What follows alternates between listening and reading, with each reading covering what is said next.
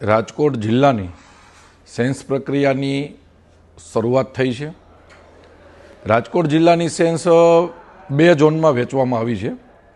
એક ઝોન અમે પાડ્યો છે 11 પોરબંદર લોકસભાનો અને બીજો ઝોન અમે તૈયાર કર્યો છે 10 રાજકોટ લોકસભાનો। એમાં 11 લોકસભાની સેન્સની આજથી શરૂઆત થઈ છે।